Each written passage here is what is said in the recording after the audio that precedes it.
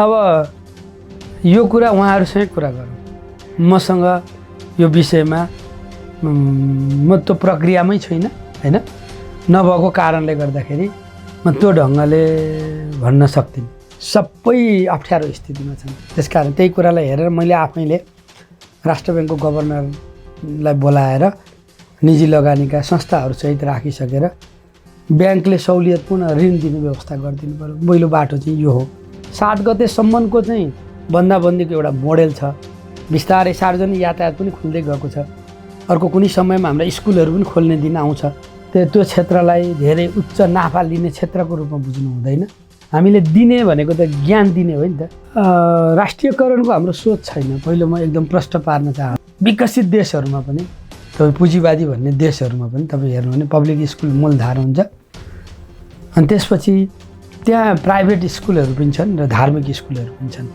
नेपालको पब्लिक स्कुलहरूको सङ्ख्याहरूलाई चाहिँ मर्ज गर्न सकिन्छ भने गरौँ भनेर 47 करोड रुपियाँ हामीले छुट्याएका थियौँ। कुनै प्राइभेट स्कुल पब्लिकमा आएर मर्ज हुन्छ भने पनि त्यसलाई पनि हामीले स्वीकार गर्नुपर्छ। पब्लिक टु पब्लिकमा मर्ज हो। मैले प्राइभेटलाई पनि भनेको छु तपाईँहरू पनि मर्जिङ गर्नु। हामीले चाहिँ बिग स्कुल, ठुला स्कुल हैन, जहाँ बाल विकासदेखि 12 सम्म होस् हैन, प्रविधि मैत्री होस्, गुणात्मक शिक्षा दियोस्। अब अहिले हामी शिक्षक हुनको लागि न्यूनतम 50 नम्बर चाहिन्छ भनेर हामी एउटा गुणात्मक शिक्षकको खोजीमा छौँ। अरू कुरा, शिक्षकले पनि आफूलाई प्रविधि मैत्री बनाउनुपर्छ। अब हिजोको ढङ्गले हुँदैन है भन्ने ठाउँमा हामी छौँ। शिक्षकले पनि आफूलाई अध्यावधिक गर्नुपर्छ। सूचनाको कोणबाट, ज्ञानको कोणबाट राष्ट्रलाई आवश्यक भएको आधारभूत जनशक्ति, मध्यम स्तरीय जनशक्ति, उच्च स्तरीय जनशक्ति उत्पादन गर्ने काम हाम्रो मन्त्रालयले त्यो कुरालाई आधारित गरेर बनाउनुपर्छ। हामी पाठ्यक्रम परिवर्तन गर्दैछौँ, प्राविधिक शिक्षा विस्तार गर्दैछौँ। अहिले 637वटा पालिकामा हाम्रो प्राविधिक शिक्षालाई पुगिसक्यो। अस्थायी शिक्षकको व्यवस्था हामीले चाहिँ समस्या हल गऱ्यौँ। अब हामी थायी शिक्षकमा गयौँ। अब आन्दोलनको बेलामा सबैसँग चाहिँ चन्दाहरू माग्दाखेरि कतिपय मागिएका होलान्, तर मेरो जानकारीमा त्यो ढङ्गले चन्दाहरू उठाएर अनि मैले अब 46 सालको परिवर्तनपछि हामीले उदारीकरण र निजीकरणको बाटो पक्रियौँ। शिक्षा स्वास्थ्य जस्तोमा यसलाई बेलगाम अगाडि बढायौँ। त्यसले गर्दा मानिसहरूको मनमा धेरै प्रकारका प्रश्नहरू उठे। तर 72को संविधानपछि एउटा लोक कल्याणकारी राज्य हो भन्ने अवधारणाको आधारमा हामीले दशकीय कार्यक्रम नै लिएर आइसक्यौँ र त्यसपछि त्यसभित्रपट्टि रहेर अनि निजीले खेल्ने भूमिकालाई पनि स्पष्ट पारेको कारणले गर्दाखेरि पुराना नकारात्मक कुरा भन्दा पनि बदलिएको परिस्थितिमा एकअर्काको भूमिकालाई ठिक ढङ्गले बुझ्ने गरी गयो भने यो विश्वासको सङ्कट पनि आउँदैन भन्ने लाग्छ। अनि यो नक्सा हामीले निकाल्यौँ। म चाहिँ पाठ्य पुस्तकमै यो विषय राख्नुपर्छ भनेर लागिराखेको थिएँ। अनि यो सामग्री पनि छ, नेपालको भूभाग र सीमा सम्बन्धी स्वाध्याय सामग्री। त्यो क्षेत्रमा बसेको भारतीय सेनालाई कुटियाङ्दी पारी पठाउनुपर्छ भन्ने एउटा मुद्दा थियो। दोस्रो चाहिँ हाम्रा सीमाहरू जो अतिक्रमण भएका छन् तिनीहरूलाई सुरक्षा गर्ने कुरा थियो। र अर्को चाहिँ 1950 लगायतको असमान सन्धिहरूको खारेजीको कुरा थियो। त्यसको आधारमा चाहिँ नेपालको राज्यको तर्फबाट औपचारिक रूपमा हाम्रो हो भनेर दाबी गर्नलाई 204 वर्ष लाग्यो। त्यो सिकाइका 4वटा पद्धतिहरू अघि हामीले चर्चा गऱ्यौँ, त्यसलाई अभ्यास गरिदिनुहोस् र भोलि स्कुल खोल्दाखेरि शैक्षिक सत्रसँग यो जोडिने भएकाले यसको मूल्याङ्कन हुन्छ भन्ने कुरा तपाईँको तर्फबाट पनि त्यो सन्देश सबैकहाँ पुगोस्। यहाँलाई के लाग्छ, प्रधानमन्त्री ओलीले राजीनामा दिनुपर्छ कि पर्दैन?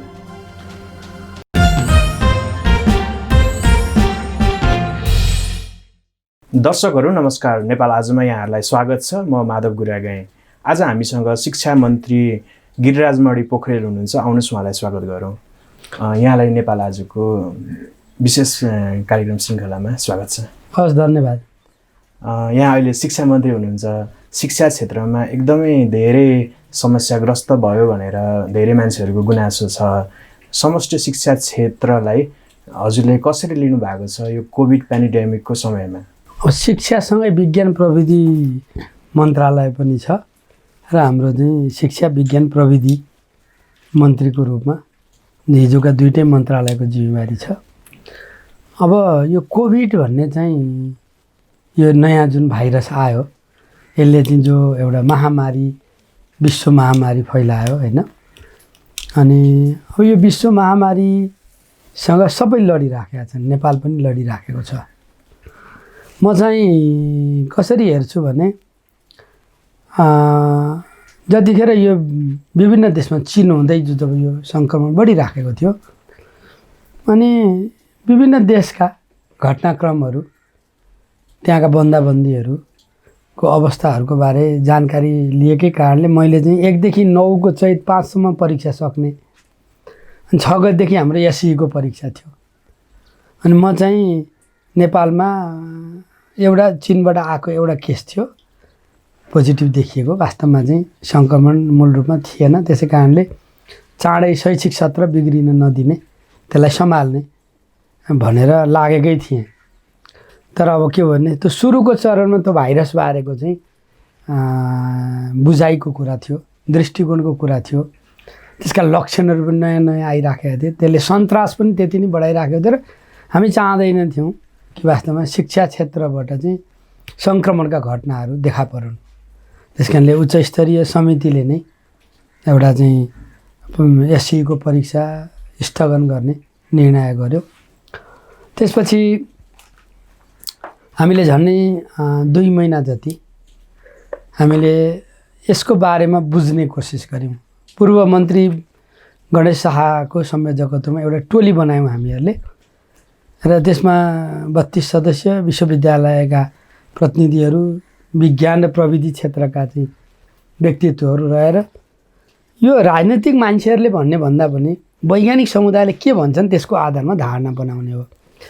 त्यसैले एकातिर हामीले त्यो सङ्क्रमणको अवस्थालाई ध्यान दिनु थियो, अनि अब हामी कसरी जाने त भन्ने कुरा गर्नु थियो। त्यसले साँच्चै मेहनत गर्यो, रिपोर्ट बुझायो, र त्यसपछि हामीले त्यसले दिएको सुझावलाई आधारित गरेर अब शिक्षामा यतिखेर देखा परेको जो अप्ठ्यारो छ त्यसलाई, त्यो शैक्षिक क्षतिलाई रोक्ने र भोलि शैक्षिक सत्र सुरु हुँदाखेरि चाहिँ विद्यार्थीहरूले चाहिँ त्यसलाई पक्रिन सकुन् भन्ने कुरालाई ध्यान दिएर हामीले असार 1 गतेबाट यो शिक्षण सिकाइ एउटा चाहिँ निर्देशिका जारी गऱ्यौँ, र त्यो विद्यालय शिक्षामा त्यो लागू छ। यो बिचमा हामीले सिटिभिटी अन्तर्गत 92,000 विद्यार्थीहरू छन् प्राविधिक धारको, सिटिभिटीको परिषदै राखेर हामीले अर्को निर्देशिका जारी गऱ्यौँ।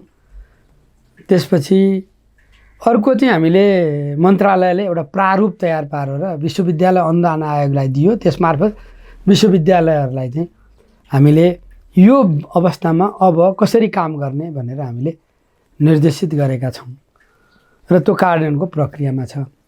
सामान्यतः अहिले हामी प्रत्यक्ष साक्षात्कारको पद्धति, जसलाई फेस टु फेस पद्धति छ, त्यो अहिले हामी लागू गर्न सक्दैनौँ। त्यस कारणले हामीले यतिखेरको विकल्पमा हामीले चाहिँ जेबाट सम्भव छ घरमा बसेको विद्यार्थीलाई, शोधकर्तालाई, अनुसन्धानकर्तालाई हामीले चाहिँ सिक्ने प्रक्रियासँग जोड्नु पर्यो। त्यो कोणबाट चाहिँ 4वटा पद्धतिहरू यसमा अहिले लागू गरिएका छन्। पहिलो चाहिँ पाठ्य पुस्तकहरू पुर्याउने, दोस्रो कुरा चाहिँ हामीले यो हाम्रो मानव स्रोत विकास केन्द्र मन्त्रालय अन्तर्गतको छ, साबिकको विभाग हो, त्यसले एउटा पोर्टल निर्माण गरेको छ, सामग्रीहरू, त्यो स्वयं सिक्ने सामग्रीहरू तयार गरिएको छ। अनि त्यसपछि दोस्रो कुरा हामी रेडियो र एफएममा गयौँ। तेस्रो कुरा हामी चाहिँ हामी रेडियो र एफएम पछि टेलिभिजन र केबलमा गयौँ, र चौथो कुरा हामी अनलाइनमा गयौँ। यो अनलाइन नेपालको विविधता छ, यसमा अनलाइन चाहिँ मूल बन्नै सक्दैन भनेर हामीले पुस्तक र स्वयं सिक्ने सामग्रीलाई जोड दियौँ। कोभिडले 3वटा सन्देश दिएको छ शिक्षा क्षेत्रमा। पहिलो कुरा चाहिँ कक्षा कोठाको सिकाइलाई चाहिँ आधारित भएर जो हामी गइराखेका थियौँ, अब स्वयं सिक्ने प्रक्रियालाई यसले चाहिँ जोड दियो। अर्थात् तपाईँ हामीहरू जो चाहिँ घर घरमा बसिरहेका विद्यार्थीहरूले स्वयं सिक्ने, हिजो शिक्षक र पुस्तक चाहिँ ज्ञानको केन्द्र थियो, आज त्यो मात्रै रहेन। तपाईँ गएर चाहिँ प्रविधिको सहयोग लिएर तपाईँ गुगलमा गएर धेरै कुरा हेर्न सक्नुहुन्छ। प्रविधिले सजिलो बनाइदिएको छ हैन। सामाजिक सञ्जालहरू छन्, विभिन्न कति राम्रा कुरा छन्, कति नराम्रो कुरा होलान्, तर यसले ल्याएको कुरा चाहिँ स्वयं सिक्ने कुरालाई चाहिँ हामीले जोड दिनुपर्छ पहिलो।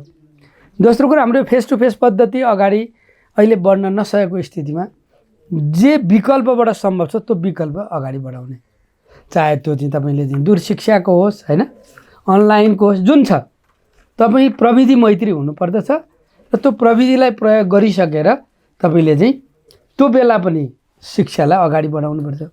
तेस्रो प्रश्न चाहिँ यसले हामीलाई दिएको कुरा के छ भन्दाखेरि म चाहिँ के बुझ्छु भने शिक्षामा फेस टु फेस पद्धतिको विकल्पै चाहिँ हुन आउँदैन सक्दैन, तर यो प्रविधिलाई प्रयोग गरेर सिकाउने प्रक्रिया जब हामी अगाडि बढाउँछौँ त्यो अहिले हामीले गरेको विकासले चाहिँ भोलिको फेस टु फेस पद्धतिको पूरकको रूपमा काम गर्छ, त्यो स्थायी प्रणालीको रूपमा जान्छ।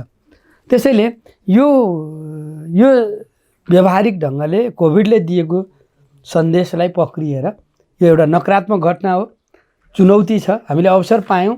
त्यस कारणले घरलाई शिक्षालय बनाउने, घरलाई अनुसन्धान केन्द्र बनाउने। यहाँको नेतृत्वमा चाहिँ विभिन्न प्रविधिको प्रयोग गरेर शिक्षामा नयाँ आयाम ल्याउने प्रयास त गरियो, तर सरकारले चैत महिनाको फी शुल्क नलिदिनु भनेर आह्वान गरेको भएर विद्यालयहरूलाई अप्ठ्यारो परेको छ। त्यो निजी विद्यालयहरूले चाहिँ फी उठाउन पनि नसक्ने, कर्मचारीहरूलाई पारिश्रमिक दिन पनि नसक्ने अवस्था आएर अहिले त बन्दै गर्नुपर्ने स्थिति आएको छ भन्छन् नि निजी स्कुलका सञ्चालकहरू।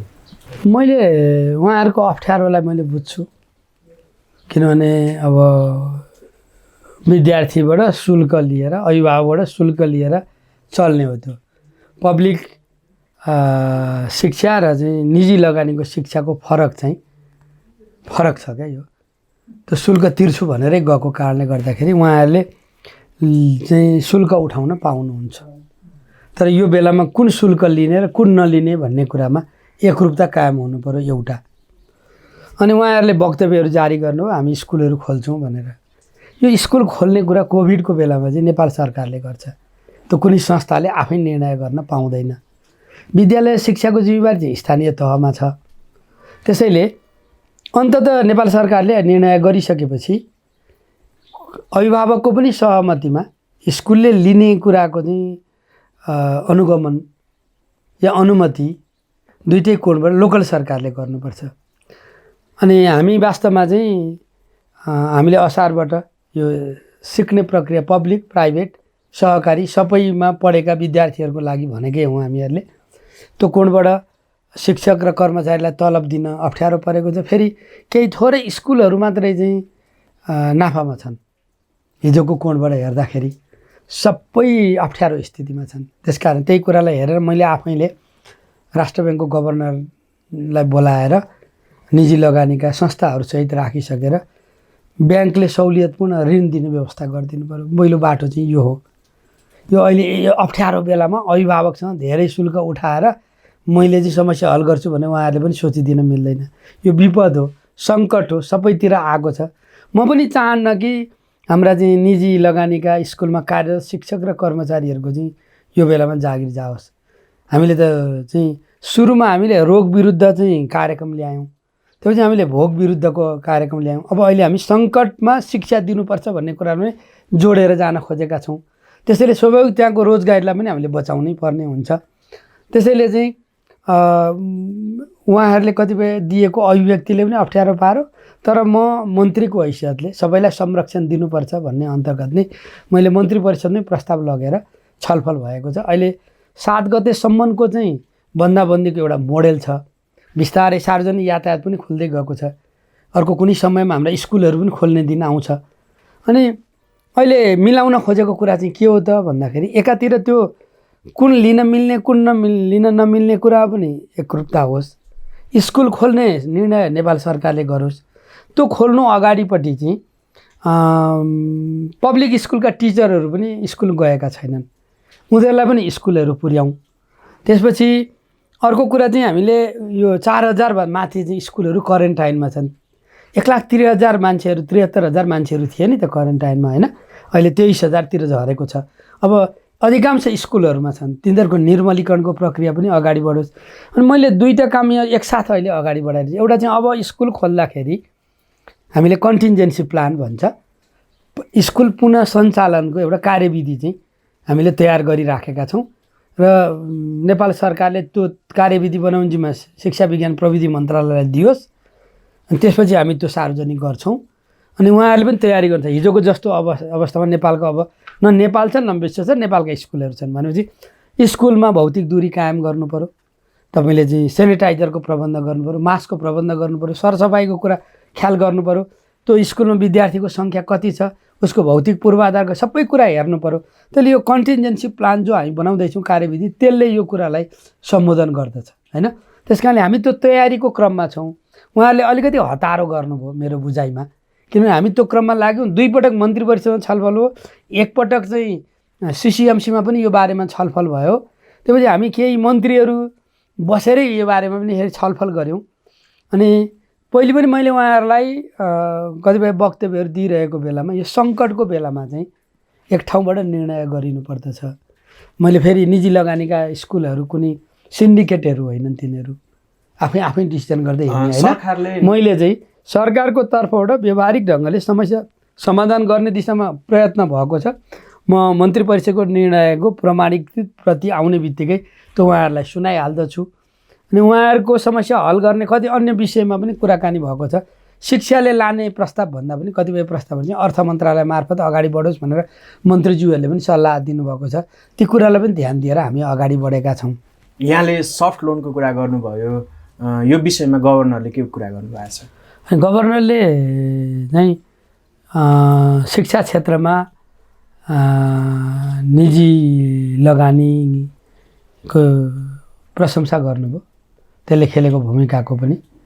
अब अरू उद्योगहरूलाई दिए जस्तै यो शिक्षा सेवा क्षेत्रसँग सम्बन्धित छ, यसलाई पनि त्यो सुविधा दिनुपर्छ भन्ने ढङ्गले कुराकानी गरेका हौँ। अब मन्त्रालयमा बोलाएर मैले कुरा गरेको हौँ। त्यो पहललाई पनि उहाँहरूले पोजिटिभली लिनुभएको छ। फेरि अर्थ मन्त्रालयले पनि समग्र एउटा शिक्षाको मात्रै कुरा भएन, समग्र स्थिति हेरेर अब यो त ठुलो सङ्कट न छ होइन, यो सङ्कटको बेला कसरी गर्ने भनेर उसले पनि निर्देशन दिनुपर्छ, अनि मात्रै त्यो हल हुने प्रक्रिया हो। मैले सहजीकरण गरिराखेको छु, तर अन्तिम चाहिँ मौद्रिक नीतिसँग सम्बन्धित भएको कारणले राष्ट्र ब्याङ्कले निर्णय गर्ने कुरा सकारात्मक ढङ्गले गर्नुहुन्छ भन्ने म विश्वस्त छु। नेपालमा करिब 28,000 सरकारी स्कुल छन् जहाँ चाहिँ 50 लाख विद्यार्थीहरू पढ्छन्। 8,000 प्राइभेट स्कुल छन् त्यहाँ चाहिँ करिब 25 लाख विद्यार्थीहरू पढ्छन्। यहाँले निजी क्षेत्रले गरेको योगदानलाई शिक्षा क्षेत्रमा कसरी लिनुभएको छ? हामीले सकारात्मक ढङ्गले लिएका छौँ। अनिवार्य तथा निःशुल्क शिक्षा ऐन जब हामीले 75 सालमा पास गऱ्यौँ त्यतिखेर हामीले 500 विद्यार्थी भएकाले 10% छात्रवृत्ति, 800सम्म विद्यार्थी भएकाले 12% छात्रवृत्ति, त्योदेखि माथिकाले चाहिँ 15% छात्रवृत्ति दिने भनेर अनिवार्य निःशुल्क शिक्षा ऐनले नै त्यो भूमिकालाई स्वीकार गरेर त्यो प्रबन्ध गरिसकेको छ होइन। अब संविधानले शिक्षा सार्वजनिक शिक्षामा लगानी बढाउने र निजी लगानीलाई चाहिँ नियमन र व्यवस्थापन गर्ने कुरामा जोड दिएको छ। र यो अरू व्यवसाय जस्तो होइन, यो सेवाको क्षेत्र हो, यसलाई चाहिँ व्यवस्थित ढङ्गले लानुपर्छ भन्छ। त्यही कारणले हामीले संविधानले देखाएको बाटो त्यसलाई टेकेर नै हामीले ऐन बनाएका छौँ र ऐनको आधारमा चाहिँ त्यसलाई नियमन र व्यवस्थापन गर्ने प्रक्रिया अन्तर्गत छौँ हामीहरू। त्यस कारणले अब नेपालमा अभिभावक र विद्यार्थीहरूको विश्वास जितेर उहाँहरूले जुन ढङ्गले योगदान गर्नुभएछ त्यसलाई चाहिँ राष्ट्रको लागि गरेको योगदानको रूपमा उहाँहरूले लिनुपर्दछ होइन। त्यो क्षेत्रलाई धेरै उच्च नाफा लिने क्षेत्रको रूपमा बुझ्नु हुँदैन। त्यो राष्ट्र बनाउने हो, त्यहाँबाट रोजगारी पनि पाउने हो होइन। हामीले दिने भनेको त ज्ञान दिने हो नि त, हामीले दिने भनेको त। त्यस कारणले अब उहाँहरूले थोरै पुँजीमा पनि चुस्त दुरुस्त व्यवस्थापन गर्नुभएको छ। पब्लिक स्कुलले पनि निजीबाट धेरै कुरा सिक्नुपर्छ होइन। असल अभ्यास जताबाट भएका छन् त्यसलाई एकअर्काबाट सिक्नु पर्दछ। त्यस कारणले मैले त्यसलाई सकारात्मक ढङ्गले लिएको छु। तर त्यसलाई मैले के भन्छु भने सार्वजनिक शिक्षाको पूरकको रूपमा त्यसलाई अगाडि बढाउनुपर्छ। 72मा हाम्रो जारी भएको संविधान त्यसले परिकल्पना गरेको लोक कल्याणकारी राज्य अनि त्यसको आधारमा हाम्रो शिक्षालाई पनि हामीले व्यवस्थित गर्नुपर्छ। यो यहाँले भन्नुभएको संविधानले परिकल्पना गरेको लोक कल्याणकारी राज्यमा प्राइभेट स्कुललाई राष्ट्रियकरण गर्ने या सरकारी बनाउने नीतिहरू पनि सरकारले लिन खोजिरहेको हो कि कस्तो अवस्था छ? होइन हाम्रो राष्ट्रियकरणको हाम्रो सोच छैन। पहिलो म एकदम प्रष्ट पार्न चाहन्छु। धेरै मान्छेहरूलाई त आशंका छ नि यो कम्युनिस्ट सरकारले अलिकति धेरै नै निजी क्षेत्रप्रति पूर्वाग्रही भएर प्राइभेट स्कुललाई गाह्रो बनाउन लागेको छ भन्छन् नि। पहिलो तपाईँ अहिले तथ्यहरू हेर्नुहुन्छ भने अहिलेको नेपालको निजी क्षेत्रको शिक्षाको योगदानको प्रतिशतै बढेको छ पहिलो। दोस्रो कुरा हाम्रो ऐनले त्यसलाई निरन्तरता दिएको छ। मान्छेले अफवाहमा चर्चा गरेर हुन्छ र? हाम्रो घोषणापत्र हेर्नु पऱ्यो, हाम्रा चाहिँ पोलिसीहरू हेर्नु पऱ्यो, नीति हामीले लिएर आयौँ। गएको कार्तिकमा हामीले नीति लिएर आयौँ। हामीहरूले सरकारको तर्फबाट राज्यको तर्फबाट एकदम स्पष्टसँग हामीले भनेका छौँ हामीहरूले, होइन? अर्को कुरा कस्तो छ भन्दाखेरि म के देख्छु भने विश्वमै शिक्षाको मूलधार त सार्वजनिक शिक्षा नै हुन्छ, पब्लिक धार नै हुन्छ। विकसित देशहरूमा पनि तपाईँ पुँजीवादी भन्ने देशहरूमा पनि तपाईँ हेर्नु भने पब्लिक स्कुल मूलधार हुन्छ। अनि त्यसपछि त्यहाँ प्राइभेट स्कुलहरू पनि छन् र धार्मिक स्कुलहरू पनि छन्। यो तिनैवटा ट्रेन्ड हुन्छन्। हाम्रो यहाँ थप कुरा चाहिँ हाम्रो सहकारीबाट पनि स्कुल चलाउने भनेको छ। त्यसैले हामीले यो सबै पद्धतिहरूलाई हामीले सबैलाई चाहिँ सम्मान गर्छौँ। यी मूल चाहिँ सार्वजनिक शिक्षाको पूरकको रूपमा जानुपर्छ। त्यस कारणले एउटा बहस हाम्रो मेडिकल शिक्षाको बेलामा यो उठ्यो अनि गैर नाफामूलक बनाऊ शिक्षालाई भन्ने बहस उठेछ, राष्ट्रियकरणको होइन। त्यसले हामीले चिकित्सा शिक्षा ऐन हामीले संसदबाट पास गर्दाखेरि 10 वर्षपछि गैर नाफामूलक बनाऊ भन्ने ढङ्गले उठेको छ। शिक्षामा काम गर्ने हो, लगानी गर्ने हो, रोजगारी दिने हो, होइन? त्यो एउटा महत्त्वपूर्ण क्षेत्र हो। तर त्यसलाई चाहिँ सकिन्छ भनेर चिकित्सा शिक्षा ऐनको बेलामा चाहिँ हामी यो दिशामा गएका छौँ। अहिले कतिपयले यो अप्ठ्यारो बेलामा चाहिँ यो बहस उठाउनुहुन्छ राष्ट्रियकरणको। तर हाम्रो राष्ट्रियकरणको हाम्रो सोच छैन। उसले खेलेको भूमिका, उसले गरेको लगानीलाई पनि शिक्षामा गरेको लगानीको रूपमा बुझ्नुपर्दछ। त्यसलाई चाहिँ चाहे त्यो पब्लिक स्कुलमा गएको बच्चा होस्, चाहे प्राइभेटमा गएको होस्, चाहे धार्मिक स्कुलमा गएको होस्, चाहे सहकारीमा गएको होस्, हरेक बच्चाले चाहिँ गुणात्मक शिक्षा पाउनु। भनेपछि निजी स्कुलका सञ्चालकहरूले ढुक्कसँगले स्कुल सञ्चालन गरे हुन्छ, सरकारले हस्तक्षेप गर्दैन? होइन, उहाँहरूले मैले अघि नै केही सङ्केतहरू गरेँ। संविधानभन्दा बाहिर हामी कोही जान सक्दैनौँ। हामीले बनाएको नीति र हामीले बनाएका ऐनलाई टेकेर हामी जानुपर्दछ। यो उच्चतम नाफा कमाउने क्षेत्र यो होइन, यो सेवाको क्षेत्र हो। यो यहाँबाट राष्ट्र नै बनाउने हो हामीहरूले भनेर उहाँहरूले पनि लिनुपर्छ। त्यसो गर्दाखेरि यो ज्ञान भन्ने कुरा चाहिँ मानव जातिले प्रकृतिलाई बुझ्ने र समाजलाई बुझ्ने क्रममा जो अनुभव सङ्घाल्छ त्यसलाई ज्ञान भनिन्छ। त्यो ज्ञान दिने हो हामीले, चाहे पब्लिक स्कुलबाट होस् चाहे प्राइभेटबाट होस्, होइन? त्यस कारणले त्यो कुरामा चाहिँ उहाँहरूले ठिक ढङ्गले एउटा चाहिँ त्यस्तो नागरिक बनाउनलाई भूमिका खेलिदिनुपर्छ जो संवेदनशील होस्, जसले मानवतालाई बुझोस्, जसले देशभक्तिलाई बुझोस्, जसले विज्ञानलाई ठिक ढङ्गले बुझोस्। विगतमा हाम्रो अलिकति पढाइ सकिँदा नसकिँदै देश छोड्ने ट्रेन्ड थियो क्या, युरोप र अमेरिकाका सपनाहरू बाँड्ने। हाम्रा स्कुलहरूले त्यस्तो गर्नु हुँदैन। सपना देशको बाँड्नुपर्छ। त्यहाँ पढ्ने विद्यार्थीले पनि हाम्रो चाहिँ इतिहास कस्तो छ, हाम्रो वर्तमान कस्तो छ, हाम्रा सम्भावना के छन्, यो दिशातर्फ लैजानुपर्छ। त्यस कारणले हामीले चाहिँ अरू उद्योग व्यवसाय चलाए जस्तै चलाउने हो भनेर भन्न किन मिल्दैन भने यो पब्लिक प्रोडक्ट भन्छ ज्ञानलाई, त्यो दिने हो। त्यहाँबाट पनि लगानी उहाँहरूको हो, त्यहाँबाट उहाँहरूले रोजगारी लिनुहुन्छ, त्यसबाट चाहिँ राष्ट्रलाई योगदान गरेको छ भन्ने ढङ्गले उहाँहरूले बुझिदिनुपर्छ। त्यस कारणले बुझाइलाई हामीले ठिक ढङ्गले अगाडि बढाउनुपर्छ। नेपाल कम्युनिस्ट पार्टीका कार्यकर्ताहरूले धेरै निजी स्कुल सञ्चालन गरिरहेका छन्। ती स्कुलहरू चाहिँ समायोजनको नाममा सरकारी पैसा दिएर जोगाउन या सरकारीसँग मर्ज गर्नको लागि सरकारले नीति ल्याउन लागेको छ भन्छन् नि मान्छेहरू। यो विषय के हो? मलाई यो प्रश्न राखिदिनु भएको तपाईँलाई पनि धन्यवाद छ। मेरो जानकारीमा छैन। मैले त के भनेको छु, नेपालमा अहिले 35,000 स्कुलहरू छन् पब्लिक प्राइभेट गरेर, होइन? यो धेरै भयो हाम्रो सङ्ख्या। हामीले हिजो म्यापिङ गरेर स्कुल खोलेका होइनौँ हामीहरूले। एउटा समय थियो नेपालमा स्कुल खोलेदेखि चाहिँ ज्ञानको ज्योति बलिहाल्छ भन्ने थियो, पहुँचमा आधारित थियो क्या नेपालको विगतमा। तपाईँ एउटा टोलमा जानु त्यहीँ 2टा स्कुल देख्नुहुन्छ है। अनि त्यस कारणले विशेष गरेर मैले चाहिँ यो गएको आर्थिक वर्षमा नेपालको पब्लिक स्कुलहरूको सङ्ख्याहरूलाई चाहिँ मर्ज गर्न सकिन्छ भने गरौँ भनेर चाहिँ 47 करोड रुपियाँ हामीले छुट्याएका थियौँ। त्यो हामीले दिन सकेनौँ। वास्तवमा चाहिँ अब काहीँ 100जना पनि विद्यार्थीहरू छैन। एउटा ठुलो सङ्ख्या छ त्यस्ता स्कुलहरूको। काहीँ टिचर बढी छन्, काहीँ चाहिँ विद्यार्थीहरू चाहिँ कम छन् भन्ने हामीलाई आलोचना पनि छ। त्यस कारणले हामीले चाहिँ गुणात्मक शिक्षा दिने अबको हाम्रो कुरा हो। हिजो पहुँचको नीति थियो, अब गुणात्मक शिक्षाको नीति हो। त्यो गुणात्मक शिक्षालाई हेरेर अब हामी ठुला स्कुलमा जानुपर्छ, बिग स्कुलहरूमा जानुपर्छ। हिमाली क्षेत्रमा आवासीय मोडेलका, अनि तराई सहरतिर चाहिँ घरको खाना खाएर बसमा चढेर आफ्नो स्कुलमा जाने मोडेलको, होइन, यो मोडेलबाट यसलाई लिएर जानुपर्दछ। त्यसैले नयाँ ढङ्गले हामीले चाहिँ स्कुलहरूलाई लैजाउँ भन्ने अन्तर्गत चाहिँ एकातिर हामी नमुना स्कुल पनि खोलिराखेका छौँ, बनाइराखेका छौँ। प्राविधिक धारको स्कुलहरू पनि हामी अगाडि बढाइराखेका छौँ। हामीले फेरि अब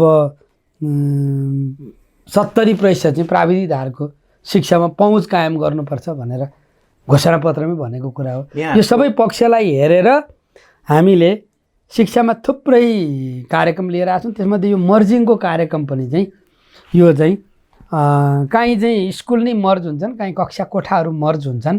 त्यो सरकारको खर्च घट्छ, अनि त्यसपछि त्यहाँ टिचरको सङ्ख्या पनि पुर्याउन सकिन्छ। त्यही भौतिक पूर्वाधारमा पनि हामी काम गर्न सक्दछौँ भनेर एक ढङ्गले ल्याएको यो चाहिँ सोच हो। यो चाहिँ के भन्नुभयो कि कार्यकर्ता केसँग जुडेको भन्नुभयो? नेकपाका कार्यकर्ताहरूको बन्द हुन लागेको स्कुललाई रातको कार्यक्रम दिन लागेको भन्छन् नि। होइन, त्यस्तो होइन। हामीले चाहिँ कुनै प्राइभेट स्कुल पब्लिकमा आएर मर्ज हुन्छ भने पनि त्यसलाई पनि हामीले स्वीकार गर्नुपर्छ। पब्लिक टु पब्लिकमा मर्ज हो। मैले प्राइभेटलाई पनि भनेको छु, तपाईँहरू पनि मर्जिङ गर्नुहोस् है। उहाँहरूको निजी लगानी भएको कुरा छ, त्यसमाथि सरकारले चलाउन मिल्दैन। उहाँहरूको सम्पत्ति हो त्यो, होइन। त्यसलाई चाहिँ संविधानले नै चाहिँ सुरक्षा गरेको छ। धेरैवटा स्कुलहरू त बन्द हुने स्थितिमा पनि रहेका छन् नि त। अब बन्द हुने स्थितिमा रहेको विद्यालयहरूलाई केही न केही सरकारी कोषबाट तल पैसा दिइहालौँ, आफ्नै कार्यकर्ता त हुन् नि भन्ने नीति चाहिँ प्रधानमन्त्रीज्यूकै छ भन्ने पनि सुनिन्छ। म त्यो मैले त अहिलेसम्म थाहा पाएको छैन त्यो कुरा, पहिलो। दोस्रो कुरा चाहिँ मैले मर्जिङ गर्ने कार्यविधि निर्माण गर्दाखेरि कुनै प्राइभेट चाहिँ पब्लिकमा मर्ज हुन्छ भने त्यसलाई हामीले चाहिँ प्रोत्साहित गर्नुपर्छ भनेका छौँ। पब्लिक मर्जको पनि बनाएका छौँ। हुन त यो वर्ष हामीले कार्यान्वयन गर्न सकेनौँ। यो चालु वर्ष पनि 20 करोड रुपियाँ त्यसको लागि छ। त्यो हामीले सार्वजनिक शिक्षाको सबलीकरणको दशकीय कार्यक्रम घोषणा गरेका छौँ। अनि त्यो अभियानलाई सफल बनाउनु चाहिँ यो कार्यक्रमको पनि उद्देश्य हो। भनेपछि सरकारले अब ठुलो स्कुलहरूको परिकल्पना गरिरहेको छ जहाँ सामूहिक रूपमा सिक्न पढ्न सकिन्छ। एकदम सही कुरा हो त्यो। हामीले चाहिँ बिग स्कुल, ठुला स्कुल, होइन, जहाँ बाल विकासदेखि 12 सम्म होस्, होइन, प्रविधि मैत्री होस्, गुणात्मक शिक्षा दियोस्। यो बिचमा हामीले के गर्यौँ भने 75मा अनिवार्यता निःशुल्क शिक्षा ऐन ल्यायौँ। हामीले ल्याइसकेपछि अब 85 सालसम्म चाहिँ हामीले नेपालमा आधारभूत शिक्षा नलिएको नागरिकको परिकल्पना गरेका छैनौँ। 85 सम्म सबैले आधारभूत शिक्षा लिएको छैन भने उसले ब्याङ्कमा खाता खोल्न पनि पाउँदैन, लोकल सुविधा पनि पाउँदैन। त्यही कुरालाई हेरेर एक दशकभित्र नेपालको यो सार्वजनिक शिक्षाको सबलीकरणको दशकीय कार्यक्रम सिकाइको उपलब्धिमा निजी स्कुलहरूले गरेको कन्ट्रिब्युसनको यहाँले प्रशंसा गरिसक्नुभयो। यहाँलाई कहिलेकाहीँ यस्तो लाग्दैन कि सरकारले धेरै पैसा चाहिँ सरकारी स्कुलमा लगानी गरिरहेको छ तर सिकाइको उपलब्धि अलिक प्राइभेटको तुलनामा सरकारीमा कमै छ? बरु प्राइभेट स्कुललाई नै अलिकति डोनेसन दिउँ या उहाँहरूलाई नै अलिक राम्रो गर्नको लागि धेरै विद्यार्थीहरूलाई उहाँहरूले पढाउन सक्ने स्थितिमा उहाँहरूलाई नै प्रमोट गरौँ, उहाँहरूलाई नै बरु डोनेसन दिउँ जस्तो त्यस्तो खालको नीति चाहिँ अवलम्बन गर्न सक्छ कि सक्दैन सरकारले? म 2 वर्षभन्दा अलिक बढी भयो मन्त्री भएको। मेरो 2 वर्षभित्रपट्टि मैले कुनै त्यस्तो निर्णय गरेको छैन। पहिलो, यतिखेर देशमा 3 तहका सरकार छन्। तलपट्टिबाट के भएको छ सबै कुरा म भन्न अहिले सक्दिनँ। तपाईँले यो प्रश्न उठाउनु चाहिँ राम्रो प्रश्न उठाउनु हो, म बुझ्छु पनि, बुझेर भनौँला यो काहीँ त्यस्तो भएको छ भनेदेखि। 2टा अलग अलग प्रणाली हुन् यिनीहरू। निजी लगानी अन्तर्गत सञ्चालित स्कुलहरू हुन्। उहाँहरूको आफ्नो ढङ्गले त्यसलाई सञ्चालन गर्नुपर्ने हुन्छ त्यसभित्रपट्टिबाट। अनि हाम्रो सरकारी खर्चको आफ्नो प्रणाली हुन्छ। त्यो प्रणाली अन्त कतिपय छात्रवृत्तिहरूको सन्दर्भमा एकाध कुनै भएका छन् जस्तो मलाई लाग्छ छात्रवृत्ति दिने सन्दर्भमा। तैपनि त्यो पनि कार्यान्वयन भयो कि भएन म भन्न सक्दिनँ, किनभने सङ्गीतको पढाउने हामीले भन्यौँ पब्लिक स्कुलमा सङ्गीत रहेछ। त्यसपछि त्यो छात्रवृत्ति चाहिँ हामीले म्युजिकसँग जुडेको दिने भन्ने कुरा रहेछ, तर त्यो पनि कार्यान्वयन भयो जस्तो मलाई लाग्दैन। त्यस कारणले म के प्रश्न पार्न चाहन्छु भने यो थुप्रै भ्रामक कुराहरू छन् बाहिरपट्टि, जसले हामीले के निर्णय गऱ्यौँ, हामी कसरी आयौँ, हाम्रो व्यवहार के छ भनेर हेरिदिनु भयो भने त्यो सूक्ष्म ढङ्गले जाने हुन्छ। यति हो कि सरकारले पब्लिकलाई पनि प्राइभेटलाई पनि सहकारीलाई पनि संरक्षण दिनुपर्छ। अर्को कुरा पनि भन्न चाहन्छु, यो अब पब्लिक स्कुलहरूमा यत्रो खर्च भएको छ तर चाहिँ गुणात्मक शिक्षा भएन कि भन्ने जो प्रश्न उठेको छ, म चाहिँ हरेक जिल्लामा हरेक पालिकामा पब्लिक स्कुल पनि आफूलाई प्रतिस्पर्धामा अब्बल बनाउन एकदम प्रतिस्पर्धा गरिरहेका छन्, असल अभ्यास गरेका छन्। मैले नै गएको वर्ष नेपालमा असल अभ्यास गरेका स्कुलहरूको सम्मेलन गराएँ। तपाईँ हर जिल्लामा देख्नुहुन्छ। अहिले यस्तो पनि भएको छ कि चाहिँ पब्लिक स्कुलमा चाहिँ भर्ना नपाएर मसँग चाहिँ भनिदिनु पऱ्यो भनेर आउनेहरू पनि छन्। हाम्रो यो गुणात्मक शिक्षाको जो बेन्चमार्किङको कुरा चाहिँ अलिक प्राइभेटले बढी गर्यो पब्लिकले गरेन कि भन्ने कुरामा पनि मेरो अलिकति विमति छ। म चाहिँ कस्तो नै हिजोको कक्षा कोठाको जो पढाइ थियो, घोकन्ते पढाइ, अनि चाहिँ घोकाउँदै लगेर चाहिँ अनि परीक्षा केन्द्रमा लाने, 3 घन्टा लेखेको आधारमा सक्षम भनेर जो प्रमाणपत्र दिने जो पद्धति चाहिँ यो काम लाग्ने खालको छैन। अब अघि पनि हाम्रो अलिकति चर्चा भएको छ, विश्व बदलिएको छ, प्रविधि बदलिएको छ, सिक्ने तरिका बदलिएको छ हैन। यो सिक्ने कुरालाई हामीले पल्लवित गर्नु पर्यो, प्रस्फुटित गरिदिनु पर्यो। अनि यो प्रक्रियामा गएपछि चाहिँ को चाहिँ अब्बल रहेछ, को रहन्छ भन्ने कुरा चाहिँ अर्को 1 दशकपछि मूल्याङ्कन हुन्छ। सरकारी स्कुलमा पाठ्यक्रमको पाठ्यपुस्तकको कुरा भयो, त्यस पछाडि शैक्षिक जनशक्तिको कुराहरू भयो, पूर्वाधारको कुरा भयो, अनि शिक्षकहरूको स्किल्सहरूको कुराहरू भयो। त्यस्तो यो अवस्था चाहिँ कस्तो देख्नु भएको छ यहाँले? कस्तो देखिन्छ भनेदेखि, हुन त हामीले शिक्षक दरबन्दी पुनर्वितरण एउटा गर्ने कार्यदल बनाएर काम गऱ्यौँ। त्यसले दिएको रिपोर्टको आधारमा हामी त्यो कार्यान्वयनमा गयौँ। कोभिडले अलिकति अप्ठ्यारो पार्यो। झन् 53,000 शिक्षक चाहिँ सार्वजनिक शिक्षामा पनि अभाव छन्। अहिले तपाईँ चाहिँ विषयगत शिक्षकको अभाव छ, म्याथमेटिक्स, साइन्स हैन, इङ्ग्लिस, प्राविधिक शिक्षा, टेक्निकल एजुकेसनको यो क्षेत्रमा चाहिँ टिचरहरूको अभाव छ हैन। पहिले हामीले शिक्षकहरूलाई चाहिँ शिक्षा प्रणालीमा ल्याउनको लागि हामीले 40 नम्बर ल्याए हुन्छ भन्ने हामीले राखेका थियौँ। अनि यो विगतको अस्थायी शिक्षाको समस्या हल गर्दाखेरि हामीले त्यही पद्धति अन्तर्गत चाहिँ पास भएका जतिलाई शिक्षा प्रणालीमा लग्यौँ, त्यसमा पास नहुनु भएकाहरूलाई हामीले चाहिँ गोल्डन ह्यान्डसेकको बाटोबाट बिदा गऱ्यौँ। अब अहिले हामी शिक्षक हुनको लागि न्यूनतम 50 नम्बर चाहिन्छ भनेर हामी एउटा गुणात्मक शिक्षकको खोजीमा छौँ। अरू कुरा, शिक्षकले पनि आफूलाई प्रविधि मैत्री बनाउनुपर्छ। अब हिजोको ढङ्गले हुँदैन है भन्ने ठाउँमा हामी छौँ। शिक्षकले पनि आफूलाई अध्यावधिक गर्नुपर्छ, सूचनाको कोणबाट, ज्ञानको कोणबाट। अब शिक्षाले दिने कुरा के हो? शिक्षाले 3टा कुरा दिन्छ। एउटा चाहिँ शिक्षाले दिने कुरा भनेको ज्ञान हो, अर्को चाहिँ शिक्षाले दिने भनेको चाहिँ सिप हो, अर्को शिक्षाले दिने भनेको चरित्र हो हैन। यो कोणबाट हिजो सामन्तवाद विरोधी आन्दोलनको बेलाको एक खालको अवस्था थियो। 72 मा हाम्रो संविधानपछि हामी सङ्घीयतामा गयौँ, 3 तहका सरकार छन्, युग परिवर्तन भएको छ। संविधानले हामीलाई समाजवाद उन्मुख भनेर हाम्रो चाहिँ बाटो स्पष्ट पारेको छ। अब त्यो हिजोको सूचना जानकारी र हिजोको ज्ञानले पुग्दैन।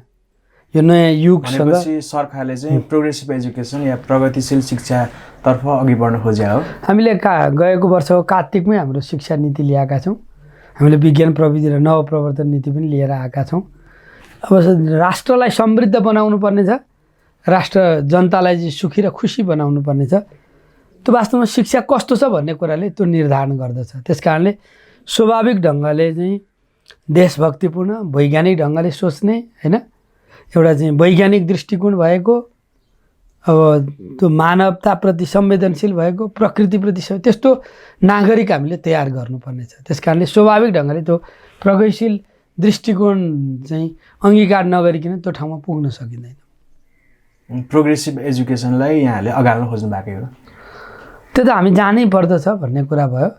हामीले केही ऐनहरू हामीले बनाएका छौँ, नीति पास भएको छ, अझै हामीले अरू ऐनहरू बनाउन बाँकी छन्। नेपालको इतिहासमा एउटै चाहिँ एकीकृत नीति नै थिएन। पहिलोचोटि हामीले एकीकृत नीति बनायौँ गत वर्ष होइन। त्यसलाई पनि तपाईँहरूले हेर्नुभयो भने नि कयौँ यस्ता महत्त्वपूर्ण पक्ष छन् जो नयाँ ढङ्गले लानुपर्ने छ। हामीले नेसनल क्वालिफिकेसन फ्रेमवर्क भन्ने लिएर आयौँ उच्च शिक्षाकै कोणबाट पनि। अब तल विद्यालय शिक्षाको प्राविधिक शिक्षाको कुरालाई हेरेर अब एउटा नयाँ दिशातर्फ हामी गइराखेका छौँ होइन। त्यसैले गर्दाखेरि त्यसो भन्न मिल्छ तपाईँले भनेको जस्तो हामी चाहिँ राष्ट्रलाई आवश्यक भएको आधारभूत जनशक्ति, मध्यम स्तरीय जनशक्ति, उच्च स्तरीय जनशक्ति उत्पादन गर्ने काम हाम्रो मन्त्रालयले त्यो कुरालाई आधारित गरेर बनाउनुपर्छ। हामी पाठ्यक्रम परिवर्तन गर्दैछौँ, प्राविधिक शिक्षा विस्तार गर्दैछौँ। अहिले 637वटा पालिकामा हाम्रो प्राविधिक शिक्षालाई पुगिसक्यो। अस्थायी शिक्षकको व्यवस्था हामीले चाहिँ समस्या हल गऱ्यौँ। अब हामी थायी शिक्षकमा गयौँ होइन। अब यसलाई प्रविधि मैत्री बनाउने दिशामा छौँ। त्यस कारणले यो त निश्चित हो कि एउटा चाहिँ प्रगतिशील दृष्टिकोण बनाएर नै हामीले शिक्षामा काम गऱ्यौँ भने मात्रै राष्ट्रको यो सपनालाई अगाडि बढाउन सकिन्छ। शिक्षा क्षेत्रमा निजी स्कुलहरूका सञ्चालकको के गुनासो छ भने निजी स्कुलहरूले चाहिँ विद्यार्थी सङ्गठनहरू लगायत चुनावमा राजनीतिक दललाई चाहिँ सामूहिक रूपमा चन्दा उठाएर करोडौँ करोड चन्दा चाहिँ पार्टीलाई बुझाउनु पर्ने स्थिति छ भनेर भन्छन्। यसले गर्दाखेरि निजी स्कुललाई सञ्चालन गर्नको लागि झन् अप्ठ्यारो परेको हो कि? मेरो जानकारीमा छैन होइन, मेरो जानकारीमा छैन। अब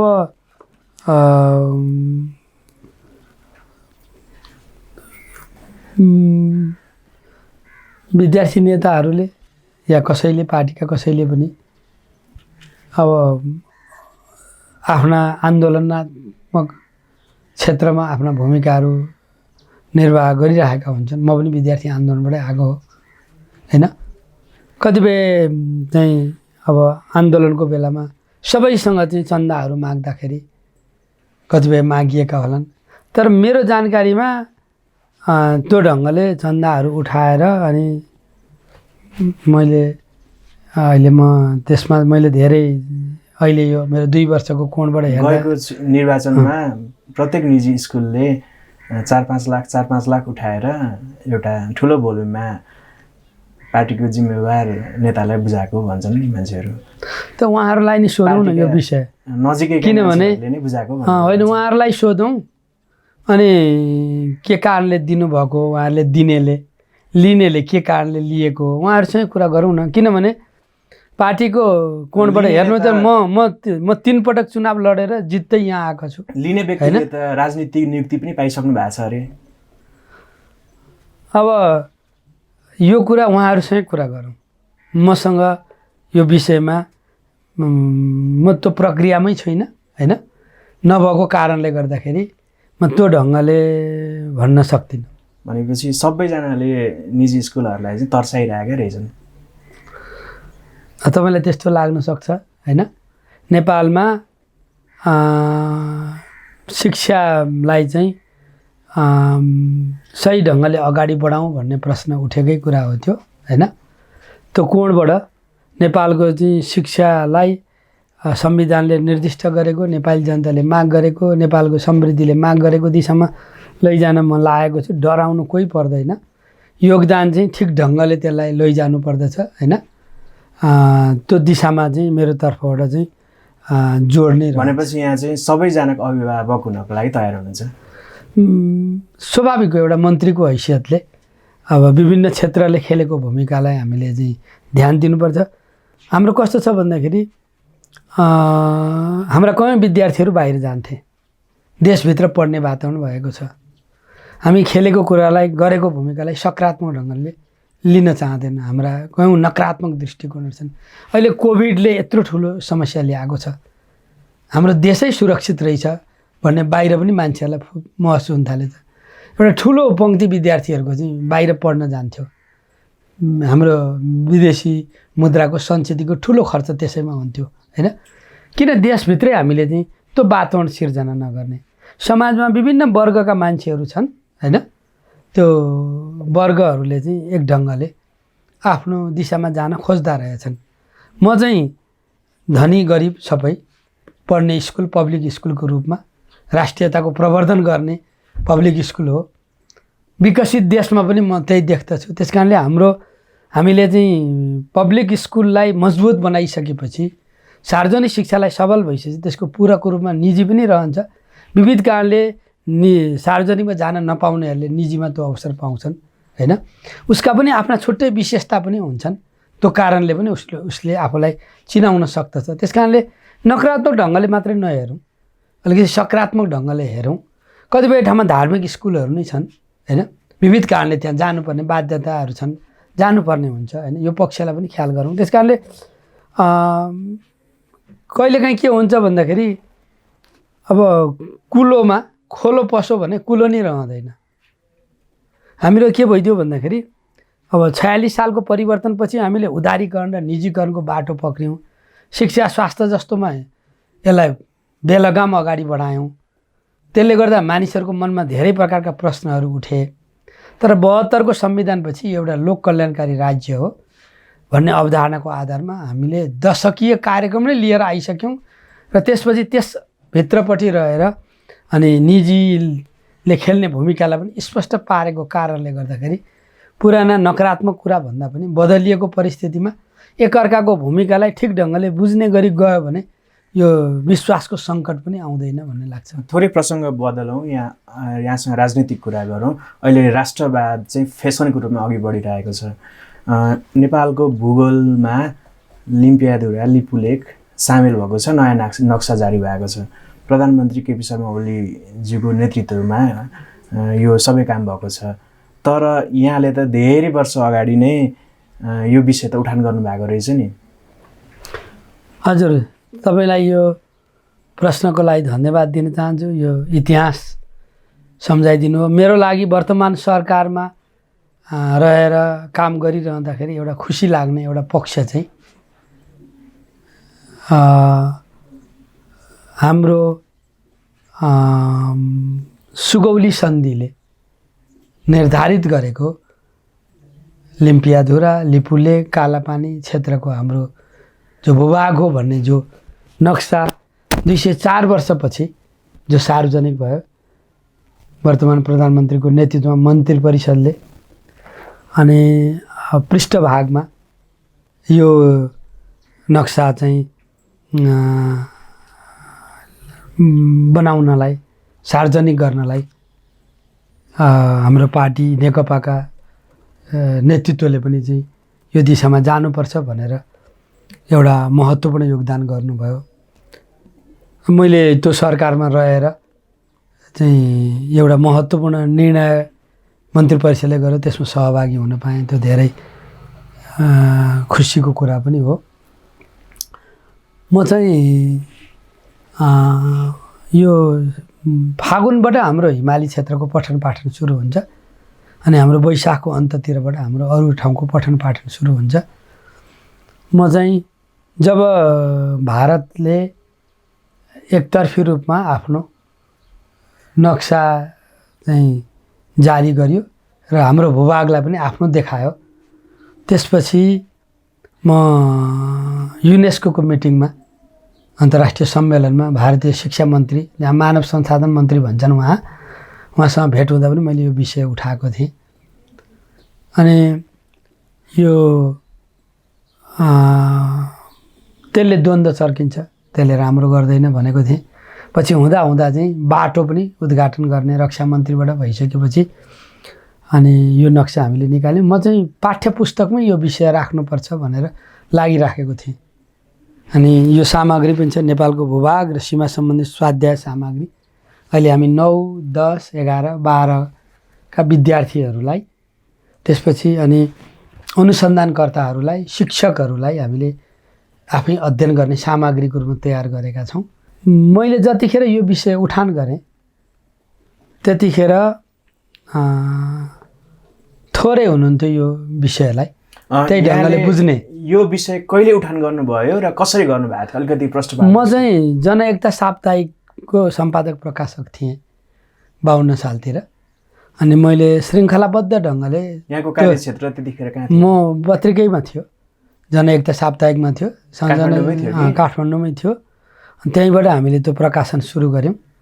पछि चाहिँ म त्यतिखेर सम्बद्ध भएको पार्टी भूमिगत पार्टी थियो, अनि खुलामा जनमोर्चा भन्थ्यौँ हामीहरू, अनि भूमिगतमा चाहिँ तत्कालीन एकता केन्द्र भन्ने नेकपा एकता केन्द्र थियो।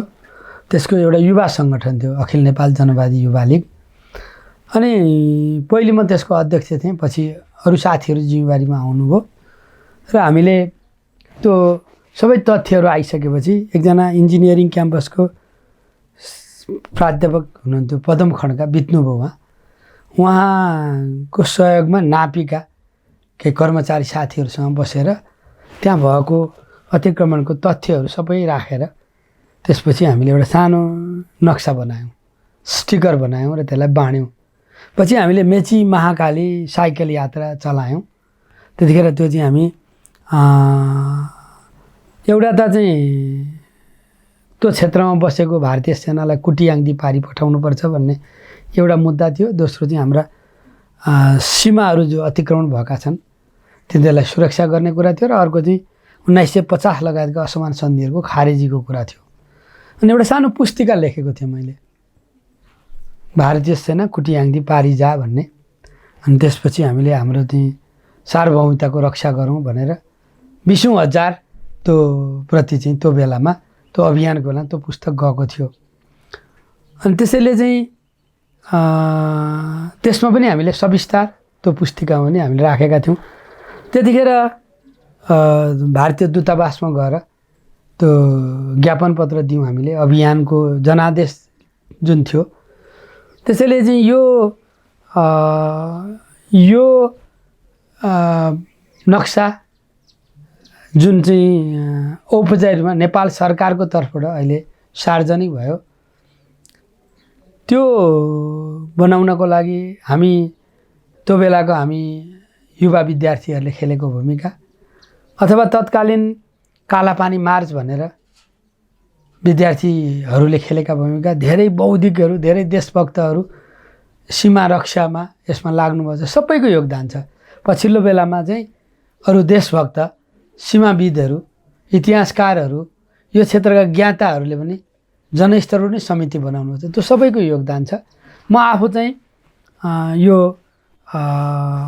त्यो सुरुको बेलामा अहिले हामीले यो सामग्री तयार गऱ्यौँ अनि हाम्रो सीमाविद बुद्धिनारायणजीको पनि गएको थिएँ म केही दिन अगाडि, अनि उहाँसँग पनि मैले कुराकानी गरेँ। त्यतिखेर हामीले छलफल गर्दाखेरि हाम्रा सबै विज्ञहरू चाहिँ लिम्पियाधुरा पुगिसक्नु भएको थिएन, लिपुलेकमै हुनुहुन्थ्यो। हामीले त्यतिखेर निकालेको थियो। तर पछि अनि बुद्धिनारायणजीहरू पनि लन्डन जानुभयो, अब विभिन्न लाइब्रेरीहरूमा गएर नक्साहरूको अध्ययन गर्नुभयो र त्यसपछि अहिले एउटा ठुलो नेपालभित्र चाहिँ एउटा अभूतपूर्व साझा एकता सबै राजनीतिक दल र सबैको बिचमा भयो कि त्यो हाम्रो भूभाग हो, त्यो हाम्रो सन्धि सम्झौताहरूले पनि त्यसलाई प्रमाणित गरेको छ। त्यसैले यो इतिहासको यो खण्डसँग स्मृतिमा ल्याइदिनु भएकोमा तपाईँलाई धन्यवाद छ। तथ्य प्रमाणहरू चाहिँ यहाँहरूले कसरी खोज्नुभयो, अनुसन्धान कसरी गर्नुभयो? धेरै पक्षहरू छन्। हामीले त्यो बेलाको ब्रिटिस सरकारले नेपालसँग गरेको सम्झौता, त्यो बेलामा नेपालको तर्फबाट भएका पहल प्रयत्नदेखि लिएर सबै हामीले अध्ययनहरू गरेका छौँ। अब पहिलेको त विशाल नेपाल थियो हैन, अनि अङ्ग्रेजहरूले नेपालमाथि 6 ठाउँबाट आक्रमण गरे अनि धेरै ठाउँमा नेपालीहरूले उनीहरूलाई पराजित पनि गरे। केही ठाउँमा त्यो त्यो बेलामा त्यो चाहिँ युद्ध जित्न नसकेको एउटा असर पर्यो त्यसले। अनि ती धेरै घटनाक्रम छन् इतिहासकारहरूसँग। यो म त त्यो सच्चाइ बुझ्नको लागि विज्ञहरू इतिहासकारहरू धेरैसँग नरहरि योगी नरनाथसँग म अन्तर्वार्ता लिन गएको थिएँ है, म आफै। धेरै साथीहरूले त्यतिखेर योगदान गर्नुभएको थियो। प्रेम कैदीहरू हुनुहुन्न, उहाँहरूले योगदान गर्नुभएको थियो। अब अनुसन्धानकर्ताहरू फिल्डमा गएर लिएर आउनुभयो अनि इतिहासका तथ्यहरू जो लिएर आउनुभयो। भनेपछि यहाँले चाहिँ राजनीतिक रूपमा यसको नेतृत्व गर्नुभएको थियो। त्यो बेलाको त्यो पार्टी त्यो सङ्गठनको चाहिँ म थिएँ। तर यो सच्चाइलाई ल्याउनेमा चाहिँ धेरै व्यक्तित्वहरू हुनुहुन्छ। मैले एक्लै गरेँ भन्न मिल्दैन। मैले ऋषिराज लोमसाली मैले सम्झिनुपर्छ, मैले प्रेमसिंह धामीलाई सम्झिनुपर्छ।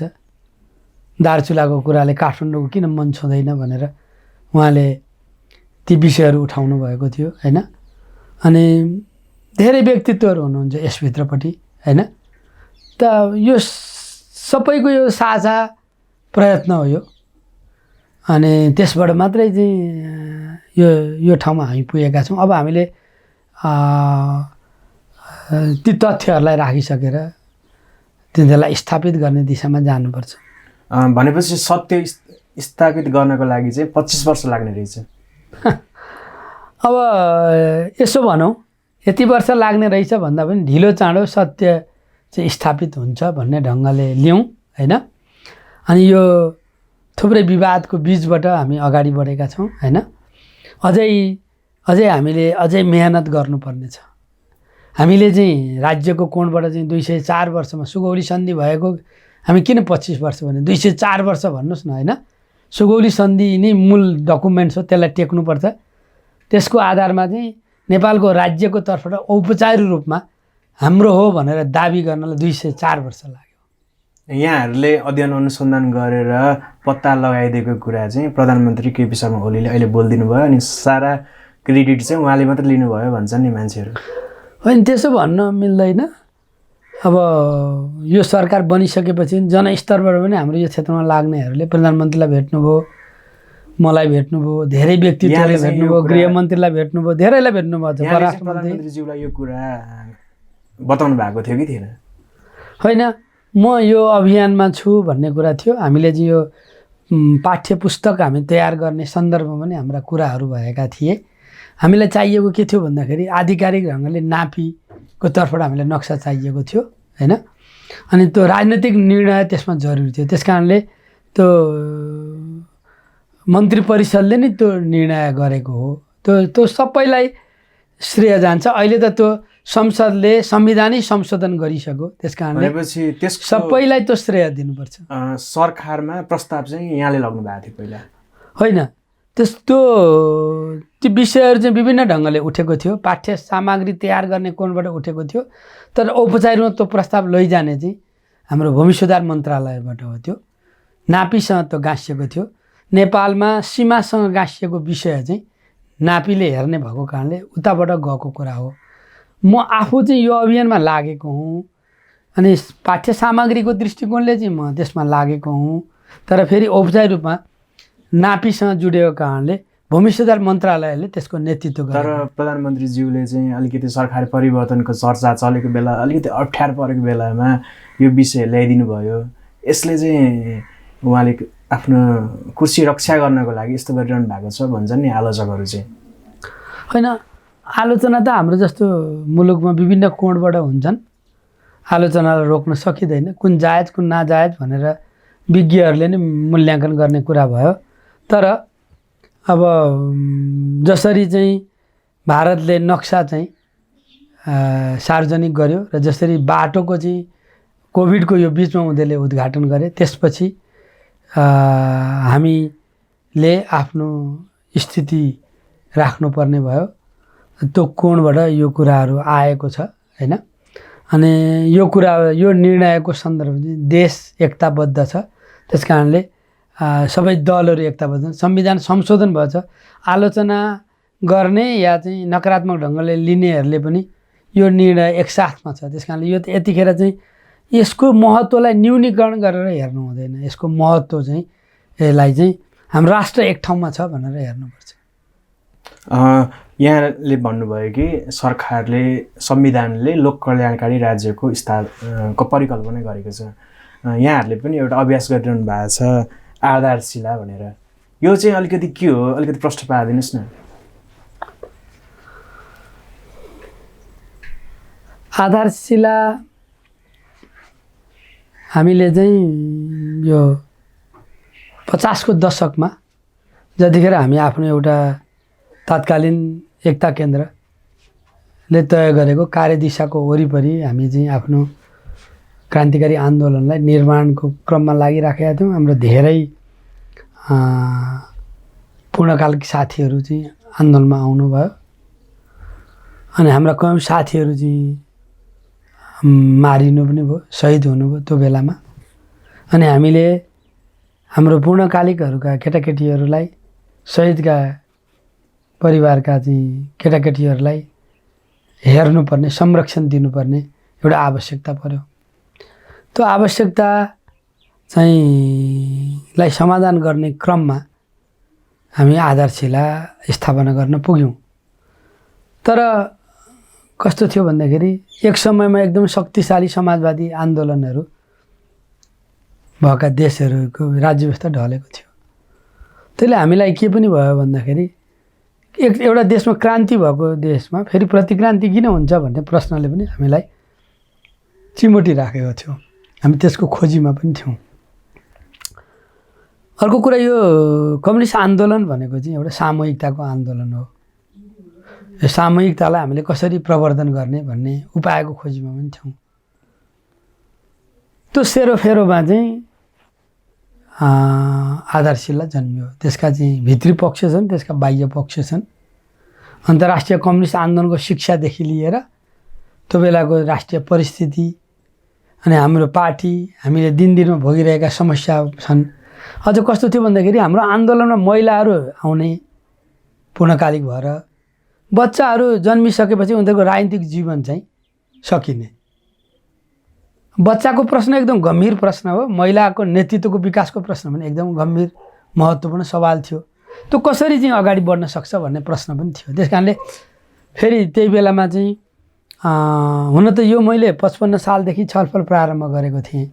तर यो निर्णय गर्ने बेलामा चाहिँ अब तत्कालीन राजा वीरेन्द्रको वंश नाश भएर ज्ञानेन्द्रले शासन सत्ता लिएको बेला थियो र मुलुक अलिकति निरङ्कुशतातर्फ अगाडि बढेको बेला थियो।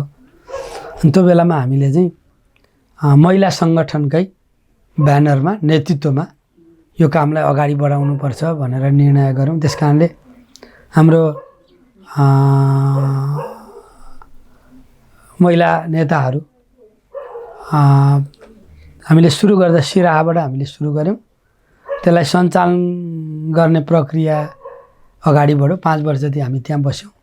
त्यसपछि हामी महोत्तरीमा बर्दिवासदेखि 1 किलोमिटर उत्तरतिर गौरी डाँडामा हामीले त्यसलाई राख्यौँ। 17 वर्ष भयो हामी त्यसरी अहिले हामी चाहिँ रहेको। र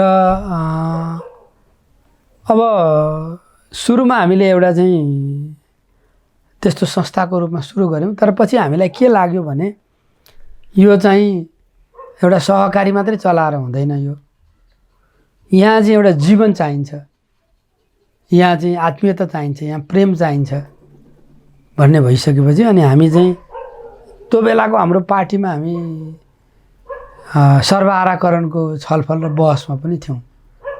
त्यो कुराले पनि हामीलाई चाहिँ अलिकति प्रभावित गरिराखेको थियो र हामीले केही साथीहरूले छलफल गऱ्यौँ र अनि आफ्नो पैतृक सम्पत्ति पनि त्यसैमा लगाऊँ र त्यहाँ एउटा एक खालको चाहिँ एउटा उज्यालो खोजौँ भनेर लाग्यौँ हामीहरू।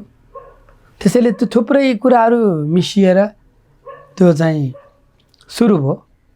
त्यसका भित्री बाहिरी पक्षहरू छन्। भनेपछि यहाँहरूले समाजवाद उन्मुख राज्यमा, लोक कल्याणकारी राज्यमा यस्तो खालको हुन्छ भनेर एउटा उदाहरण बनाउन खोज्नु भयो।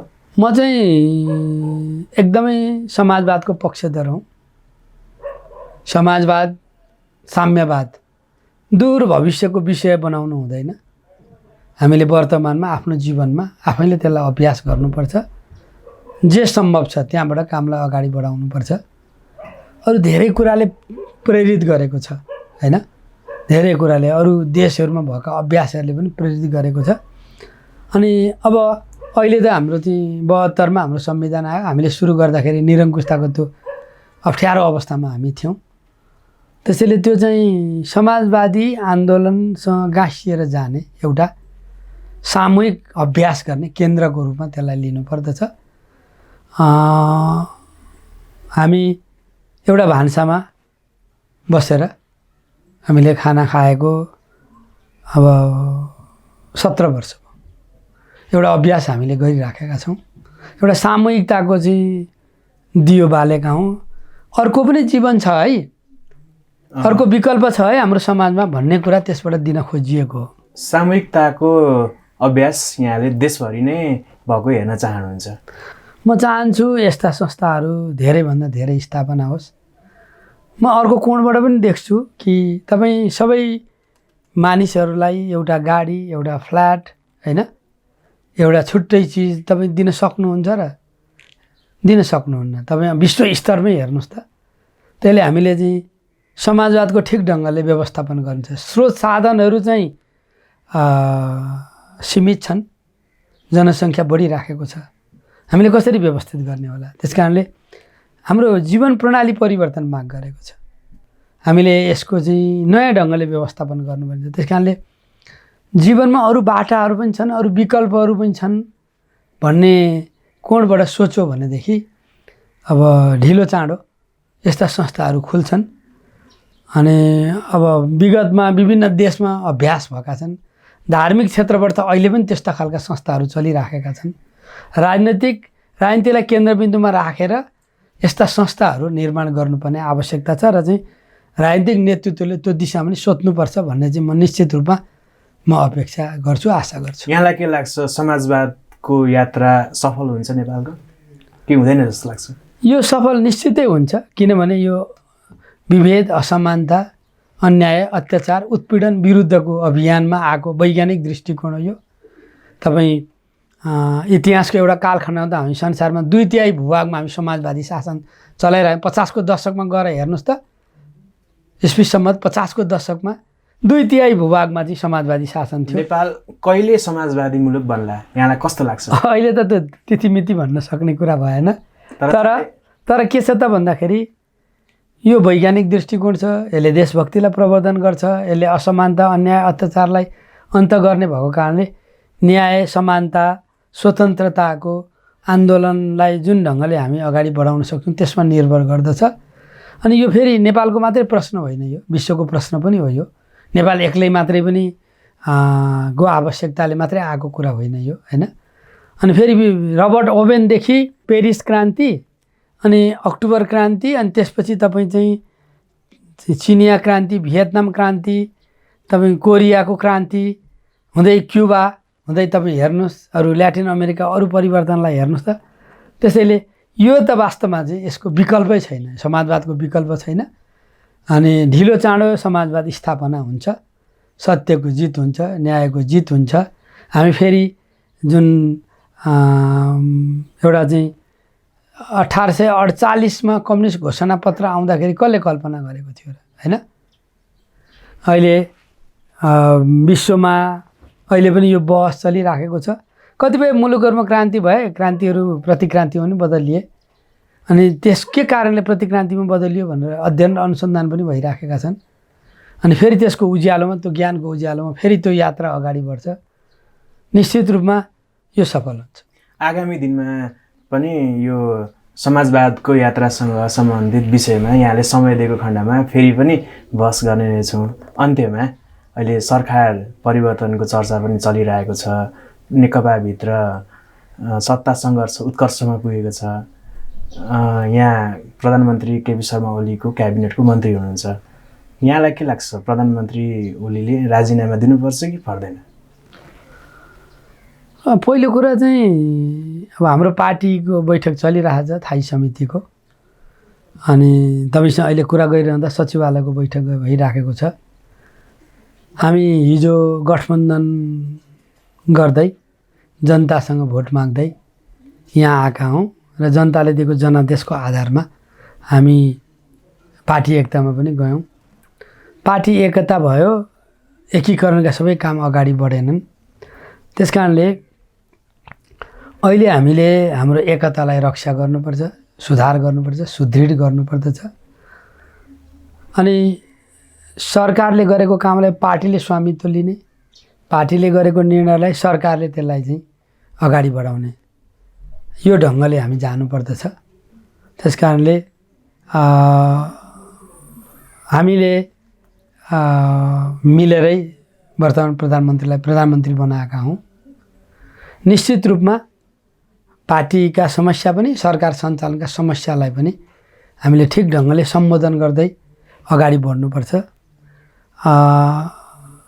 त्यसैले यो चाहिँ एउटा प्रणालीगत ढङ्गले हल गर्ने विषय हुन्। म वैयक्तिक रूपमा प्रधानमन्त्रीको राजीनामाको कुरा गरिराखेको छैन, हैन। यो चाहिँ हामीले 2 वर्ष सभा 2 वर्ष जो हामीले काम गऱ्यौँ त्यसको समीक्षा गर्नुपर्छ र चाहिँ सकेसम्म पार्टी एकतालाई पनि मजबुत बनाउने, सरकारलाई पनि व्यवस्थित गर्ने गरी यसलाई लैजानु पर्दछ। पार्टी एकताको समयको समझदारी त कार्यान्वयन गर्नु पर्यो होला नि त। आदि सरकार सञ्चालन गर्ने भनेर सहमति भएकै हो होइन। मतलब यो कुरामा सहमतिद्वारै टुङ्ग्याउनुपर्छ। 2टा अध्यक्षलाई हामीले चाहिँ एकता गर्दाखेरि असीमित अधिकार दिएका छौँ। अब हामीले सहमतिको आधारमै महाधिवेशन गर्ने भनेका छौँ।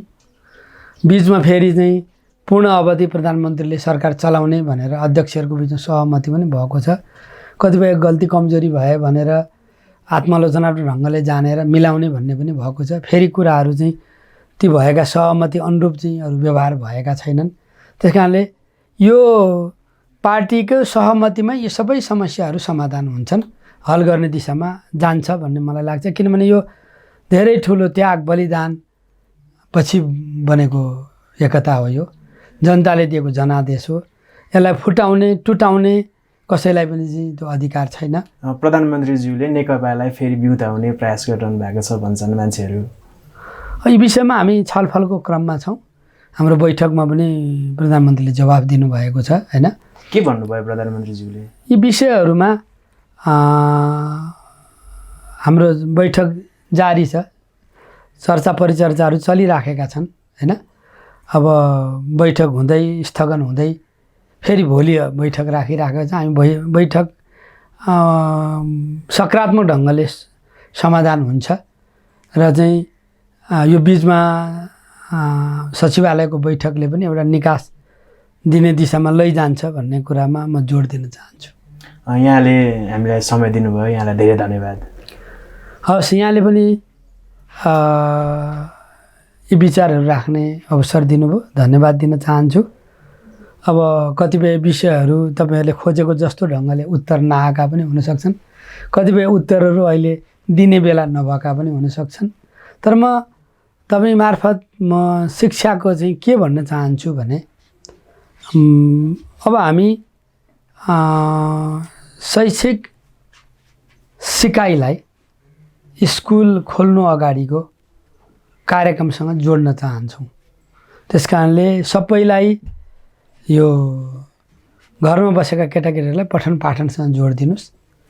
त्यो सिकाइका चारवटा पद्धतिहरू अघि हामीले चर्चा गऱ्यौँ, त्यसलाई अभ्यास गरिदिनुहोस् र भोलि स्कुल खोल्दाखेरि शैक्षिक सत्रसँग यो जोडिने भएकाले यसको मूल्याङ्कन हुन्छ भन्ने कुरा तपाईँको तर्फबाट पनि त्यो सन्देश सबैकहाँ पुगोस्।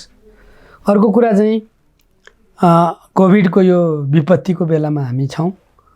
अहिले पनि त्यो भाइरस विरुद्ध भ्याक्सिन बनेको छैन, त्यही कारणले हामी जोखिममै छौँ हामीहरू, अनि असुरक्षाको बिचमा छौँ। ती सुरक्षाका प्रबन्धहरूलाई सबैले ख्याल गरौँ। अर्को कुरा मैले तपाईँ मार्फत यो कुरा पनि राख्न चाहन्छु र यो सँगै हामीले आफ्नो प्रतिरोधात्मक क्षमता विकास गर्नुपर्ने छ। हामीले भाइरससँग लड्ने तागत बनाउनु पर्ने छ।